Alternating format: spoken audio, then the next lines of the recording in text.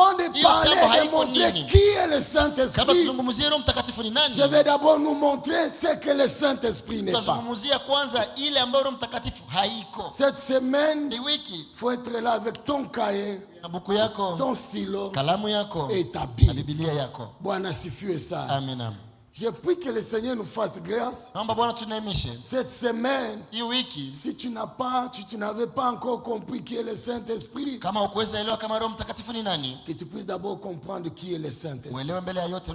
Et je vous avais dit, l'autre dimanche là, nous étions ici avec les bien-aimés, on priait, et Dieu va me dire, cette semaine, il va baptiser beaucoup d'entre nous par l'Esprit. Il y a beaucoup d'entre nous, ils écoutent le parler à langue, ils voient ça comme quelque chose de compliqué. La bonne nouvelle pour toi est que cette semaine, tu seras baptisé de l'Esprit. Ah, c'est ma mina kubwa. Il faut désirer ces choses. Mais avant qu'on arrive là-bas, laisse-moi nous parler, nous montrer qui est le Saint-Esprit. En commençant d'abord à nous présenter ce que le Saint-Esprit n'est pas.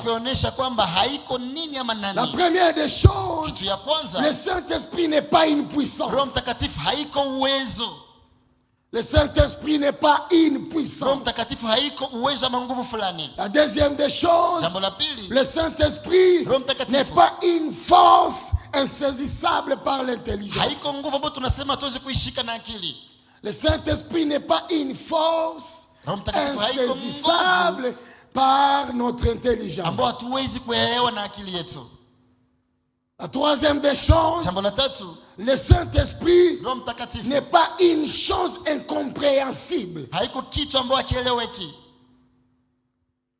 Avant de parler de la chose incompréhensible, j'aimerais que tu soulignes que le Saint-Esprit n'est pas une chose.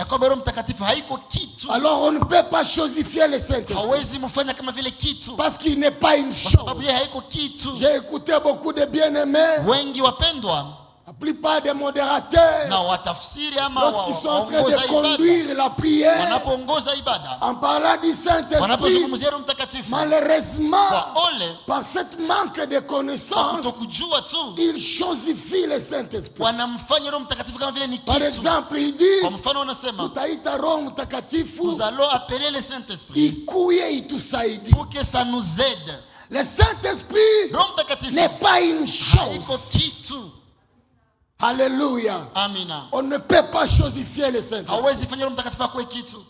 La quatrième des choses, le Saint-Esprit n'est pas une relation entre Dieu le Père et le Fils. Le Saint-Esprit n'est pas cette relation entre le Père et le Fils.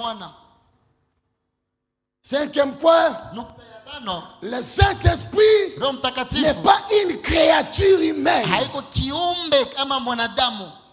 Le Saint-Esprit n'est pas comme toi et moi. Le Saint-Esprit n'est pas une créature humaine. Autre point, le Saint-Esprit n'est pas un ange de Dieu. Alléluia. Le Saint-Esprit n'est pas une onction.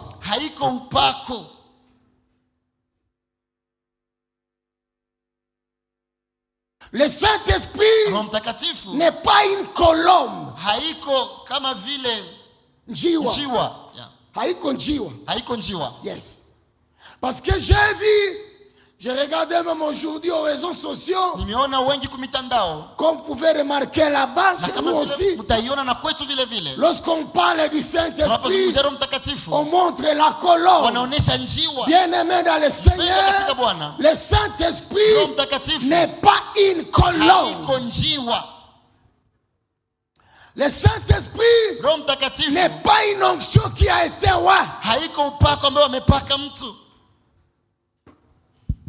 Voilà un peu de mots ce que le Saint-Esprit n'est pas. Je réponds. Le Saint-Esprit Saint-Esprit, il n'est pas une puissance. Le Saint-Esprit n'est pas une force insaisissable par l'intelligence. Le Saint-Esprit n'est pas une chose. Le Saint-Esprit n'est pas quelque chose de vague, de compliqué. Je ne sais pas si vous avez aussi remarqué avec moi, dans d'autres églises, lorsqu'on parle d'être rempli du Saint-Esprit, il faut qu'il y ait des choses comme et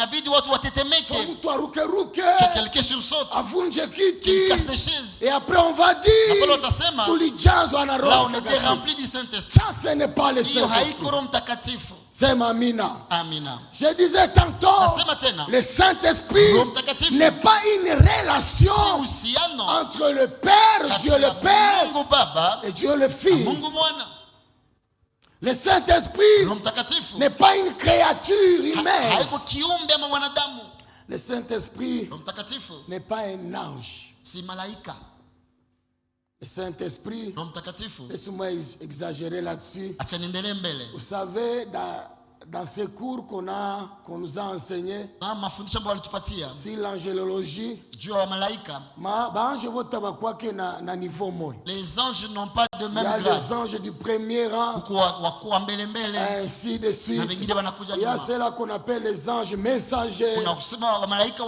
Il y a les guerriers. Il y a les anges protecteurs, ainsi de suite. Laisse-moi te choquer. Le Saint-Esprit n'est pas l'ange.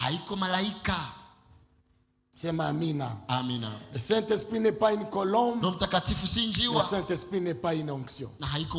En peu de mots, voilà ce que le Saint-Esprit n'est pas. Ceci peut nous donner une idée à ce qui concerne qui est le Saint-Esprit. La première des choses, en expliquant qui est le Saint-Esprit, je vais vous parler de diverses expressions utilisées pour qualifier le Saint-Esprit. On dit qu'il est l'Esprit de Dieu. C'est lui qu'on appelle l'Esprit de Dieu. Il est le Saint-Esprit. Le Saint-Esprit, il est l'agent exécutif de la divinité. Le Saint-Esprit, il est l'agent exécutif de la divinité. Il est celui qui rend possible et visible le plan de Dieu. Bwana sifiwe sana. Pour le saisir, pour le Saint-Esprit, ou par le Saint-Esprit, Dieu a créé l'univers.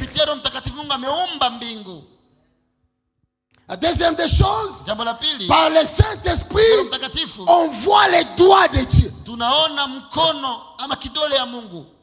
Je réponds. Il est celui qu'on appelle l'Esprit de Dieu. Pourquoi l'Esprit de Dieu? Il est l'agent exécutif de la divinité. Il est celui qui rend possible et visible le plan de Dieu.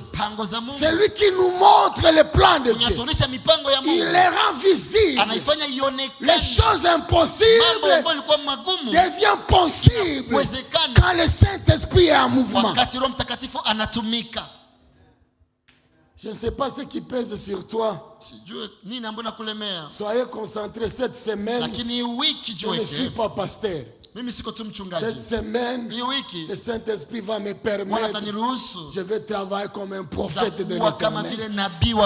J'ai dit ce soir, je ne sais pas ce qui pèse sur toi, mais parce que le Saint-Esprit est là, que l'impossible devienne possible au nom de Jésus-Christ. La deuxième des choses, le Saint-Esprit est une personne vivante. Il n'est pas une créature humaine, mais il est une personne vivante. Très important de comprendre qu'il n'est pas une influence impersonnelle de Dieu.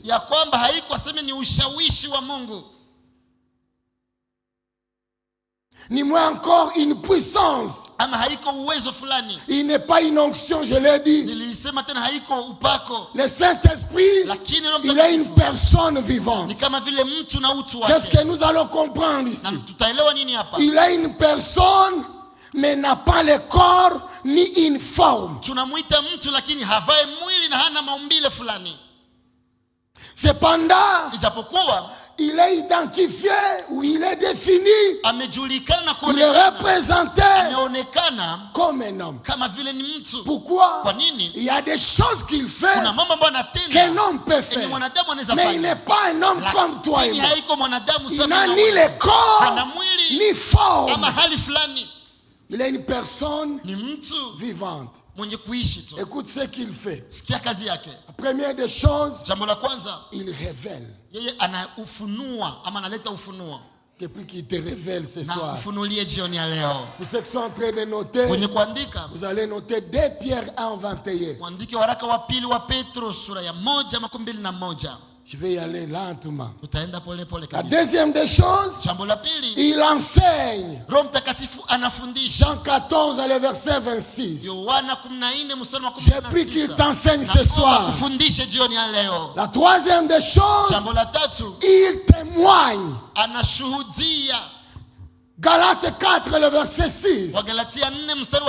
Jean 15, le verset 26. Le Saint-Esprit témoigne. Je montre l'exemple. Dieu voulait montrer, Jésus voulait parler de Jésus. Dieu voulait présenter Jésus. Et qu'est-ce qu'il va faire? Le Saint-Esprit va descendre et il va prendre la forme d'une colombe. Il peut prendre la forme d'une colombe, mais il n'est pas une colombe. Et ce jour-là, il est venu témoigner. Et une voix va dire, celui-ci est mon fils. J'ai pris qu'il te témoigne cette semaine. On a beaucoup longtemps douté de toi. Que cette semaine, l'Esprit de Dieu te témoigne. Tu as dit aux gens, je ne suis plus la même personne. Cette fois-ci, parce que le Saint-Esprit est là, reste calme. Lui-même, il va te témoigner. Amen. Et il va frayer un chemin pour toi. Autre chose, il parle. Le Saint-Esprit parle. Oh, alléluia. Il parle. J'ai pris que tu écoutes la voix du Saint-Esprit. Il intercède. Romains 8, le verset 26. Le Saint-Esprit intercède. Bien-aimé, nous ne savons pas prier, mais il y a celui qui le fait pour nous. Lui, il n'est pas à la droite du Père. C'est notre Seigneur Jésus qui est à la droite du Père. Mais le Saint-Esprit qui habite en nous, il intercède pour nous. On ne connaît pas prier. Mais qu'est-ce qu'il fait? Il prie pour nous avec des soupirs inexprimables. Il arrive des fois, on sent qu'on a besoin de prier. Et on commence à prier. On prie à langue. On ne sait même pas ce qu'on est en train de dire. Je me rappelle un jour, le Seigneur me réveille à 4 heures. Il me dit commence à prier. Je n'avais pas de sujet de prière. J'ai commencé à prier en esprit. Je priais en esprit. Je me réveille à 6 heures. Je viens à l'église. Vers 9 heures, un bien-aimé qui est au Canada, il va m'appeler et me dire, hier vers 4 heures, Nilishtuka et je t'ai vu dans mes rêves, tu priais pour moi. Et je suis malade. Et Dieu me dit, Dieu m'a rassuré que quand comme tu priais pour moi, je dois aller tester encore. Vous savez, il m'appelait, mais qu'on a tout à l'hôpital.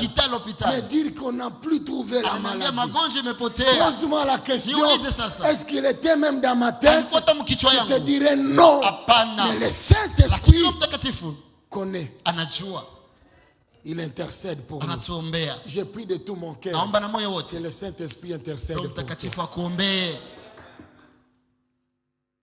Il réagit aux attitudes humaines.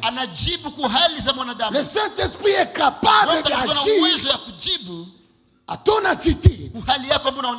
Nous allons y arriver. Il commande. Le Saint-Esprit commande. Actes des Apôtres, le chapitre 16, le verset 6 à 7. Le Saint-Esprit, il lutte avec les hommes. Genèse 6, le verset 3. Ésaïe 63, le verset 10. Autre point, il convainc les hommes. L'une des choses qu'il fait très bien, c'est de convaincre. Je vais encourager un évangéliste ici. Tu n'as pas de mots ni l'expérience pour convaincre une personne à venir au Seigneur. Tu ne peux pas. Mais il y a celui qui le fait. C'est le Saint-Esprit. C'est à nous de parler.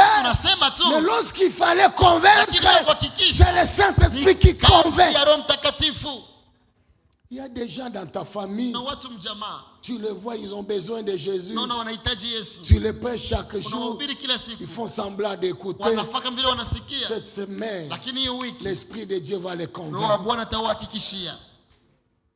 Ah, c'est Mamina. Amen. Joshua, alléluia. Il va les convaincre. Il opère des miracles.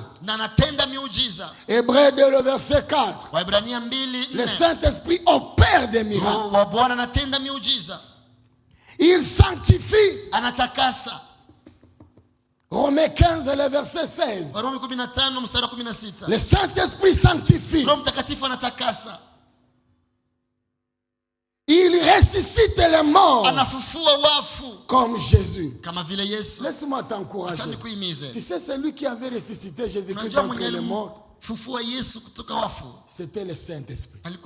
La Bible dit, si l'Esprit de celui, si l'Esprit du Seigneur habite, l'Esprit qui a ressuscité Christ d'entre les morts, s'il habite en vous, il va tout ressusciter. Romains 1, le verset 3 à 4. Romains 8, 11 aussi. Si l'esprit de celui qui a ressuscité Christ habite en vous, l'esprit du Seigneur, le Saint-Esprit, s'il habite en vous, de la même manière, il a ressuscité Christ d'entre les morts, qu'il ressuscite ta vie de prière ce soir, qu'il ressuscite ta vie de méditation ce soir, qu'il ressuscite tous ceux qui étaient morts dans ta vie, au nom de il guide. Acte 8, le verset 28. Il remplit les gens. La Bible dit dans Ephésiens, ne vous enivrez pas de vin, c'est de la débauche, mais au contraire, soyez remplis. Soyez remplis. Soyez remplis. Oh, je le déclare pour toi ce soir, que tu sois rempli jusqu'au débordement. On dit que tout excès est mauvais, sauf la plénitude du Saint-Esprit. Soyez remplis jusqu'au débordement. Nous devons être remplis. Tunajazwa mpaka itiririke. J'aime beaucoup un chant que les bien-aimés chantent. Il dit, mito ya maji, que le fleuve d'eau vive, que le fleuve d'eau vive coule de moi. Nous arrivons au moment, parce que le Saint-Esprit est en nous, tous ceux qui vont nous approcher qu'ils soient atteints par l'Esprit de Dieu, parce que nous sommes remplis jusqu'au débordement. Il choisit les hommes. Ne choisis pas toi-même. Le Saint-Esprit peut choisir pour toi. Oh, hallelujah. Amen. Ne t'associe pas à n'importe qui. Usiambatane na kila mtu. Le Saint-Esprit a mesure de te choisir les associés qu'il faut. Roho Mtakatifu anaweza kuchagulia watu ambao inabidi uambatane nao. Tu es encore célibataire? Ngali msimbe. Fais-toi ami à Saint-Esprit. Wewe mpende tu ama kwa rafiki wa Roho Mtakatifu. Il va choisir pour toi. Atakuchagulia. Vous savez? Najua. J'ouvre juste une parenthèse. Chanifungua vifungo. Oui, tu es ma mariage. Ces histoires de mariage. Acha expérience ya watu. L'expérience des hommes ne t'aidera pas. Laisse-moi vous aider. Acha niwasaidie. Nous sommes pasteurs. Tuko wachungaji. Maisha ya wazazi yetu, Apôtre Joshua na Mama Lydia. La vie de nos parents, l'apôtre Joshua et Maman Lydia, Haiko njo yetu. c'est pas ça notre vie. Expérience yabo. Leur expérience Haiko njo yetu. n'est pas la nôtre. Acha nikushoke tena. Laisse-moi te... Hawa wote wanaonaka wanatembea, wanakamatana. Tout ce qui marche bras dessus, bras dessous, Wako wanatembea pamoja. ils marchent ensemble. Kisha unaona sema Mungu we. Et après tu dis Seigneur, Wakunipatana mimi. si on me donnait un tel mariage. Mungu pasteur njo pasteur. Oh, c'est un Na pasteur. mimi nipe mtumishi. Donne-moi un homme de Dieu. Croyez-moi. Niamini. Hii mikono ukamatana hivi. Le main bras dessus, bras dessous. Inaweka vya mingi wenye ujue. Cache beaucoup de choses que tu ne maîtrises pas. Kumbu sione tu. Alors ne regarde Na pas. upende. Et envier. Na udeside. Et décider directement. Non. Mais moi je te conseille ce soir. Ona, regarde, apprécier, furahia, l'omba Roho Mtakatifu. mais demande au Saint-Esprit. Amen. Il connaît la bonne personne pour toi. Anajua mtu ambaye anayefaa juu yako. Mon fils, moi, il vient quelqu'un me surprendre. Un de mes fils m'a surpris. Viens. Papa, moi je suis conscient ninajua que Dieu m'a appelé au ministère. Mungu amenita kuhuduma. Je me suis rendu une chose, compte une chose. Na nikigundua ya kwamba mtumishi wa Mungu, un homme de Dieu, il faut avoir un vrai chéri. Doit avoir un vrai chéri. Mwenye atashinda ba merote ya mkanisa. Une femme qui sera très belle plus que toutes les femmes de l'église. Alors moi, minjo niko na besoin ni jaze Roho Mtakatifu. Moi je dois être rempli du Saint-Esprit. Mimi on a besoin ya vrai kudanse maana akipita apite. Mais j'ai besoin d'une femme quand elle passe, en tout cas tout le monde va sentir. Je suis sincère avec Dieu. Niko na kwa wazi na Mungu. On a interprété la Bible. Et il interprète la Bible. De l'Éternel te délivre. Il te donnera ce que ton cœur désire. On a besoin de tout ça guitare acoustique. Ma femme doit être comme une guitare acoustique. Wakujaza sana ni mie. Moi j'ai l'obligation d'être rempli. Bien aimé dans le Seigneur. Macho nezaona. Les yeux peuvent voir. Na inaapprécier. Mais nakubeba mwere. Ça t'amène en erreur. Lakini Roho Mtakatifu il connaît ce qui est mieux. Il connaît le meilleur pour toi. Il peut choisir pour toi. Alléluia. Amen. Et je prie qu'il t'aide à choisir. Autre point, c'est qu'il fait, il baptise. Il arrive des fois, moi je baptise au lac. Mais lui ne fait pas comme ça. Oh, alléluia. Amen. Il baptise. Il baptise. Je vais vous donner mon témoignage. Pour parler en langue, quand je suis arrivé à l'église, l'une des choses qui m'avait scandalisé, c'est de parler en langue. Et je me disais, attends, qu'est-ce que peu importe ce qui peut arriver, même si je ne peux pas faire ça. Et je venais fraîchement de la musique profane. Comment se fait-il tout? Et c'est là mal tombé. Ceux qui parlaient en langue, pas les intercesseurs d'aujourd'hui. Les intercesseurs d'aujourd'hui sont tellement primaires.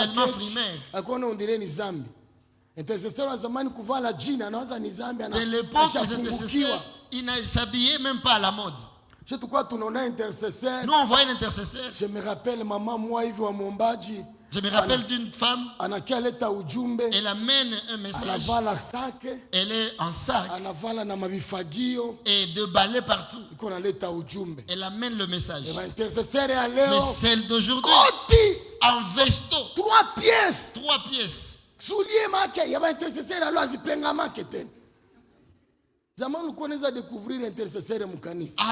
Avant, tu pouvais reconnaître l'intercesseur. Les talons sont comme ça. Et ils se coiffent difficilement. Des cheveux très longs. Mais pas toi. Bwana tusaidie sana. Amen. Je me disais comment on peut parler comme ça. J'ai douté de ces choses.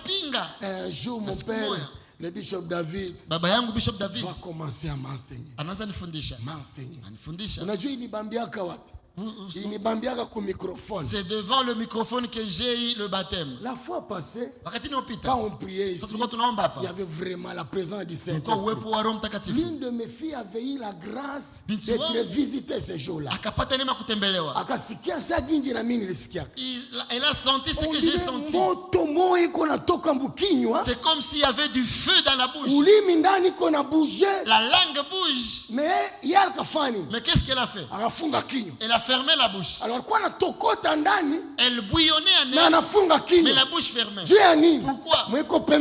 Quelqu'un de côté ne puisse pas sentir les choses. Et moi c'était devant le micro. J'étais baptisé par l'Esprit. Ce que j'aime avec le baptême du Saint-Esprit, il est possible d'être imposé, qu'on te pose les mains et que tu reçoives le baptême du Saint-Esprit. Une semaine à raté. Et cette semaine tu ne vas pas rater. Si tu rates par la prière, nous allons t'imposer les mains. Vous vous rendez compte? Bien-aimé Mardoché, vous êtes croisés des hommes de Dieu baptisés du Saint-Esprit. Et vous dites, nous voulons prier. L'autre chauffe là-bas. L'autre est de l'autre côté. L'autre est là-bas. Au point que ceux qui sont dehors vont sentir le goût. Yes. Que Dieu te visite au nom de Jésus. Il faut aimer, il faut désirer. Inabidi kupenda. Être baptisé du Saint-Esprit. Parce qu'il baptise. Il peut être attristé comme une personne. Le Saint-Esprit peut être attristé. Lorsque tu ne fais pas la volonté du Seigneur. Laissez-moi vous dire une chose. En recevant Jésus-Christ comme Seigneur et Sauveur, il habite en nous par le Saint-Esprit. Une fois il est attristé, il te laisse faire. Il est démocrate. Il te laisse faire. Et qu'est-ce qu'on nous avait dit?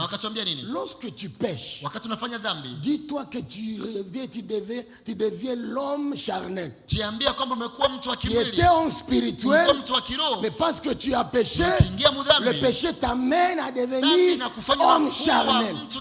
Et du coup, le Saint-Esprit, il ne te quitte pas. Il ne sort pas. Il est toujours là. Mais il te laisse faire. Pourquoi? Parce qu'il est attristé. Où est-ce que tu as attristé le Saint-Esprit? Il est capable de te pardonner ce soir. Il peut être outragé comme une personne. Hébreux 10, le verset 29. Il peut être menti. Acte 5, le verset 30. Mais lorsqu'on ment au Saint-Esprit, il y a des conséquences négatives. Prenons l'exemple de Saphira et Anani. Ils se sont permis de mentir à l'Esprit de Dieu.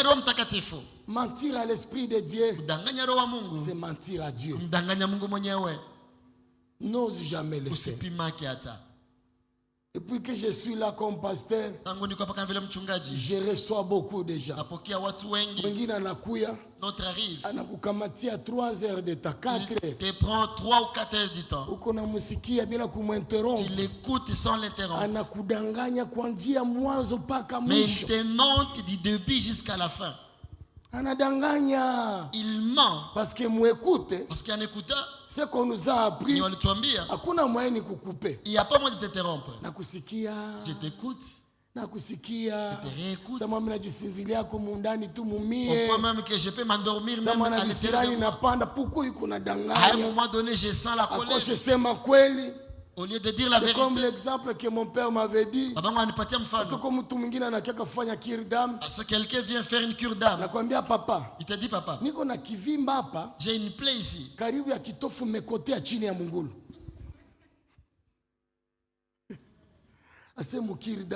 Et dans la cure d'âme, il y a ce qu'on n'aime jamais dire. Or, ce qu'on ne sait pas, la chose là que tu n'aimes pas dire, c'est ça qui te détruit toi. Inachunga tu nini? T'attends quoi? Que tu le dises. Que tu l'exploses. Que le diable ait honte. Et que tu sois délivré. Amen. On peut lui résister. Il y a ceux qui résistent à l'Esprit de Dieu. Actes des Apôtres 7, 51. On peut parler contre lui. Ça c'est le blasphème. Matthieu 12, 31 à 32. Et la Bible dit, le blasphème contre le Saint-Esprit ne sera pas pardonné. Qu'est-ce qui signifie blasphémer contre le Saint-Esprit? Vous voulez que je vous dise? Blasphémer contre le Saint-Esprit, ce n'est pas dire à l'Esprit de Dieu, donnez-moi, laisse-moi juste employer ce terme.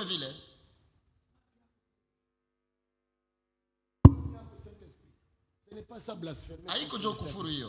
Blasphémer contre le Saint-Esprit, c'est prendre les mérites du Saint-Esprit et les attribuer aux hommes. Comme par exemple, lui il était malade. Le Saint-Esprit a agi.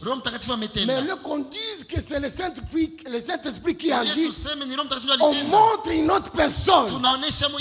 On oublie, on met de côté ce que le Saint-Esprit a fait. C'est ça blasphémer le Saint-Esprit. Et c'est un péché qui ne sera pas pardonné.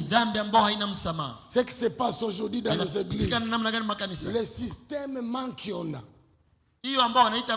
c'est blasphémer contre le Saint-Esprit. Et qu'est-ce qu'ils font? On part au quartier. Quelqu'un est en bonne santé.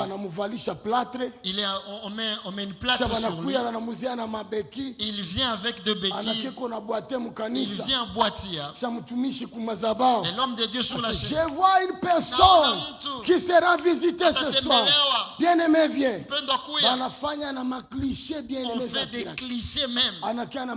Il vient avec des clichés. Qu'est-ce qu'il fait? Oh, j'ai fait un accident. C'est ton jour aujourd'hui. Est-ce qu'il y a des médecins en ce lieu? Et on fait des jeux. On montre des clichés. Normalement, ça devrait faire combien de temps? Au moins 7 mois. Oh, miezi saba. Il y a combien de temps? Toi, tu as fait ça combien de temps? 3 jours. Oh, 3 jours. Aujourd'hui, le Seigneur va opérer. Et on amène même les scies.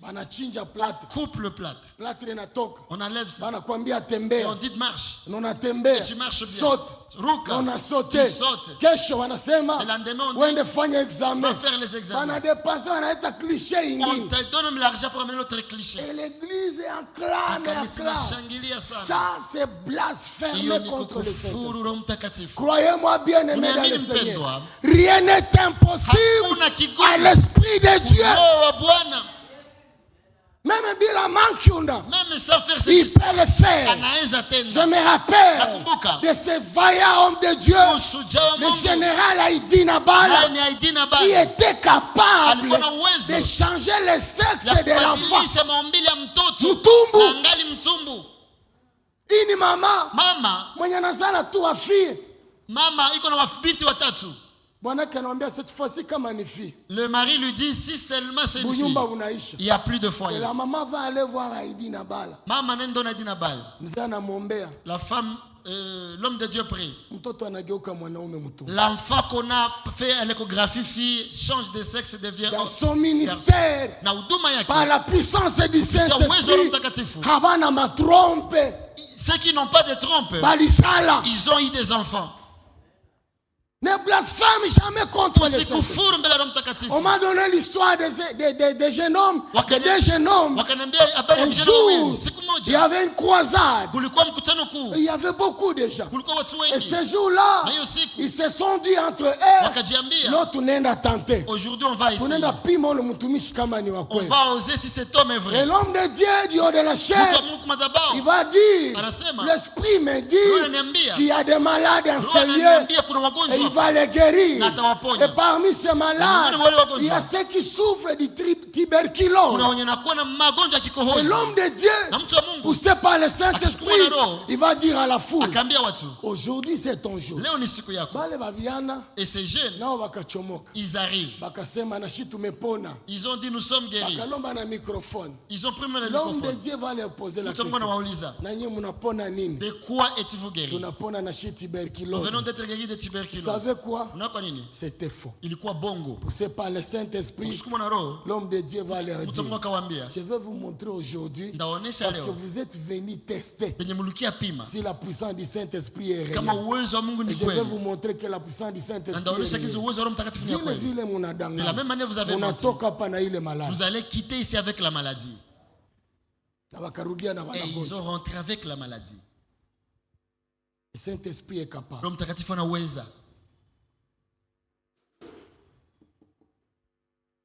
N'attribue jamais le mérite de l'Esprit Saint à d'autres choses.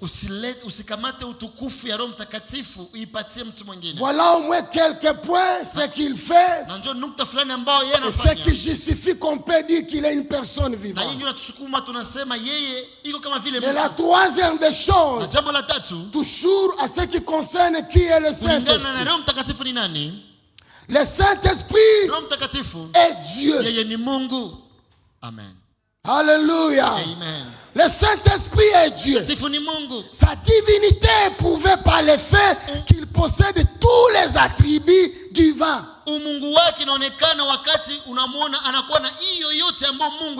Il est omniscient. Il est omniprésent. Il est omnipotent. Laisse-moi le dire comme ça. Le Saint-Esprit, il est Dieu au même rang que Dieu le Père. Hébreux 9:14. Ceux qui sont en train de noter, vous pouvez noter aussi Psaume 139, le verset 7 à 10. Luc 1, le verset 35. Les œuvres divines lui sont attribuées comme la création. Le Saint-Esprit, il est notre créateur. Il a participé à la création. Amen. Alléluia. Amen. La régénération, il peut régénérer. La résurrection, il est capable de ressusciter. Notre Dieu, qui croit avec moi que Dieu peut ressusciter les morts. La bonne nouvelle ce soir, le Saint-Esprit est capable de ressusciter les morts. Et d'ailleurs, je vous avais dit encore, celui qui avait ressuscité Christ d'entre les morts, c'est le Saint-Esprit. Et il est capable de tout ressusciter dans ta vie. Il peut ressusciter ta santé. Toi, je te déclare que tu sois en bonne santé. Reçois ta guérison ce soir. Alléluia. Les Écritures le placent sur le même rang que le Père et le Fils. Le Saint-Esprit est Dieu. Dis à ton voisin, le Saint-Esprit est Dieu. Parce que le Saint-Esprit est Dieu, c'est très normal d'adorer le Saint-Esprit. C'est très normal de louer le Saint-Esprit. C'est très normal de se prosterner devant le Saint-Esprit. On est ensemble.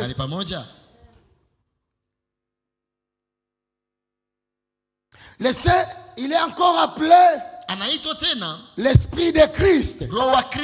Ce nom met en relief le lien qui existe entre le Saint-Esprit et le Christ. Mais aussi avec le Père aussi. Il est l'Esprit du Fils en rapport avec le témoignage. C'est lui qui a rendu témoignage. C'est lui qui rend témoignage que Jésus-Christ est le Fils de Dieu. C'est l'Esprit de Christ. Et l'Esprit de Christ, c'est le Saint-Esprit. Alléluia. Amen.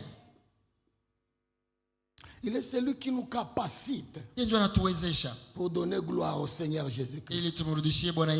En ces lieux, nous sommes venus rendre un culte pour le Seigneur. Le Saint-Esprit, il est celui qui glorifie Jésus. Autre chose, il est le consolateur. Oh, alléluia. Amen. Il est le consolateur. Le mot grec, lorsqu'on parle du consolateur, parakletos, et le mot latin, advocatus, ont une signification plus profonde. Quelqu'un qui est appelé aux côtés d'un. C'est comme un avocat. Heureusement, nous avons des juristes ici. Ton avocat, c'est celui qui prend ta place et te justifie et parler pour toi là où toi-même tu ne sauras pas parler. C'est ça. Si on vient m'enfermer, je vais demander, laisse-moi d'abord appeler mon avocat. Vous savez pourquoi? Mon avocat doit être censé maîtriser la loi plus que moi. Il connaît les articles. Il connaît ça, je peux faire ça. Et quand on sait qui nous concerne, j'ai besoin de Papa Mardoché comme avocat. Mais j'ai besoin du Saint-Esprit comme avocat et surtout comme consolateur. Bwana sifiwe sana. En prison, le bien-aimé peut venir. Niko déjà ndani. Je suis dedans. Lui il est dehors. Il est en train de plaider pour moi. C'est ça. Je suis déjà en prison. Je suis dedans. Toi tu plaides pour moi. Tu pars dans des bureaux. Tu pars avec des dossiers. Tu vas dire des articles. Tu vas dire ce que tu peux dire. Mais moi je suis dedans. Mais différent du Saint-Esprit. Si je suis à l'intérieur, je suis avec lui à l'intérieur. Amen.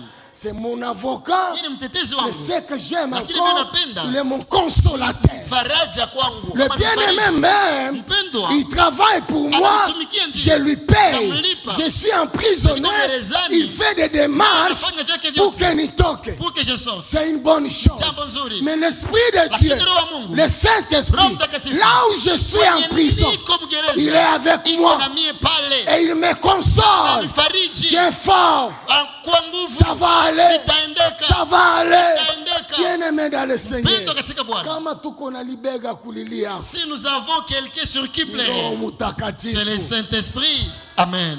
Lorsque nous sommes mal jugés, lorsqu'on nous critique, lorsqu'on nous a accusés injustement, je vous avais dit, il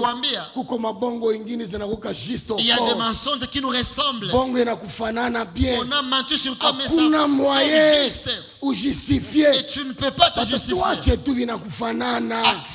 ça te colle. Ça te colle juste. On peut te mettre une calvitie au moment où tu n'en as pas. On dit que tu es engrossé. Et l'enfant est né avec une calvitie.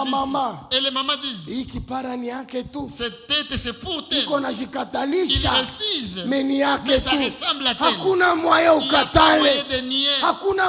Moyen de résister. Mais une chose est vraie. Lorsqu'on nous accuse injustement, l'Esprit de Dieu est nous, est à côté de nous. Lui, il connaît la vérité. Amen. Mon avocat peut me dire, quoi calme. Sois calme. Je suis les dossiers de mais près. le Saint-Esprit me dit, quoi calme. Sois calme. On est avec toi. Oh, alléluia. Amen. Laisse-moi vous dire.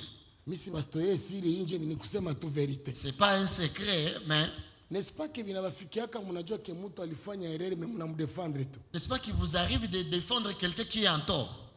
Yeah.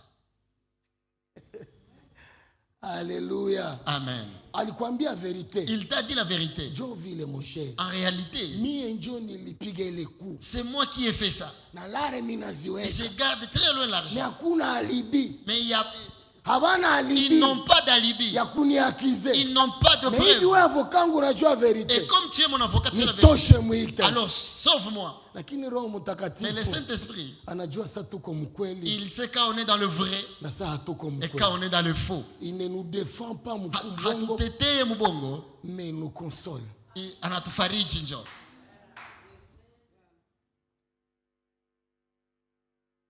Le consolateur. Ce que j'aime avec lui, on a déjà ma souris et tout, on chaka pas kukanisa. Vous savez, les souris que nous présentons à l'église, ça cache beaucoup de choses. Témoin. Le témoin, c'est l'oreiller de ton lit.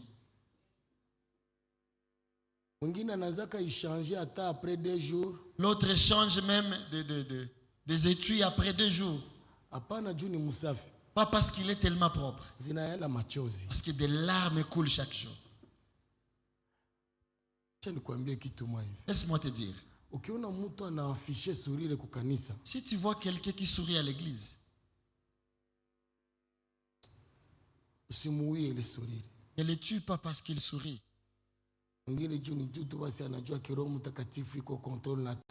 Peut-être c'est parce qu'il est conscient que le Saint-Esprit est au contrôle et il va agir certainement. Je vous l'ai dit comme pasteur avec beaucoup d'expérience.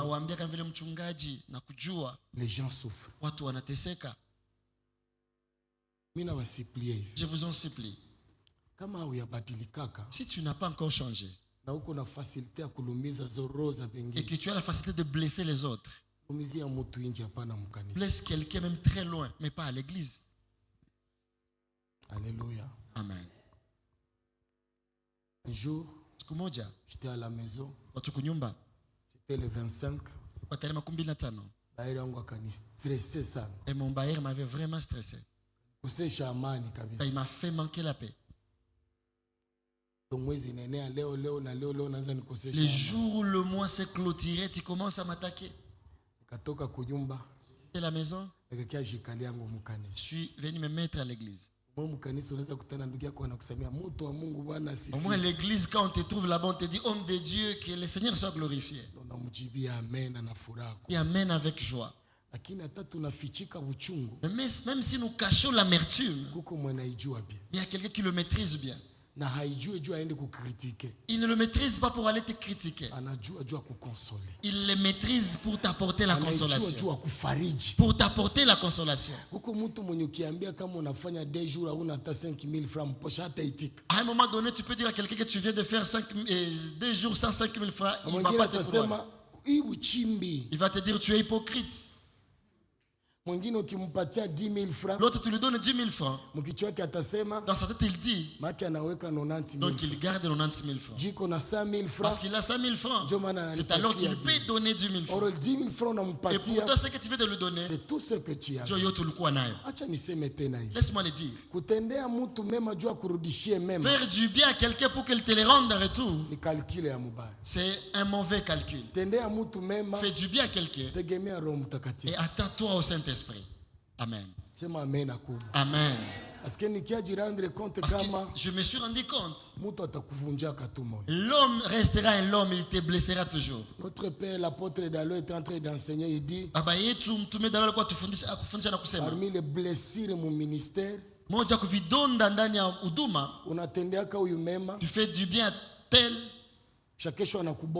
C'est lui-même qui va te blesser. L'autre aussi il est en train d'attendre. Tu as encore cette plaie. Qu'est-ce que tu vas faire? Est-ce que c'est parce qu'il m'a détruit que l'autre va le faire? Non. Même s'ils t'ont détruit, le Saint-Esprit connaît la vérité. Il y a d'autres, ils sont experts pour détruire la réputation en détruisant la réputation des autres, en fait qu'eux construisent la leur. J'ai une bonne nouvelle pour toi. Toi qui as été humilié, tu as été accusé injustement, tu as essayé à t'expliquer, et ça n'a pas tenu. Bien aimé dans le Seigneur, le consolateur est avec toi. Il connaît la vérité. On peut même te lapider. On te donne des noms. Le consolateur, il connaît la vérité.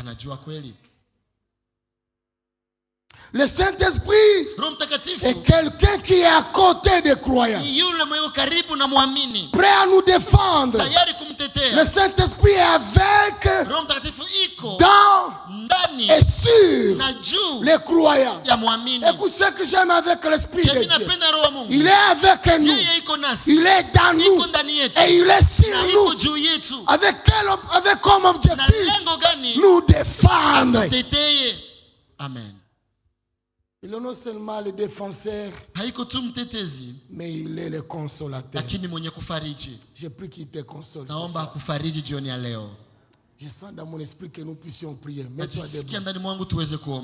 Mets-toi debout. Je sens te dire et te rassurer ce soir. Le consolateur n'est pas loin de toi. Il est avec toi.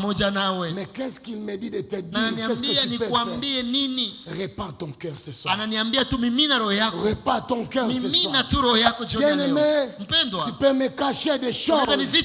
Ne cache jamais rien à l'Esprit de Dieu. Il n'est pas loin de nous.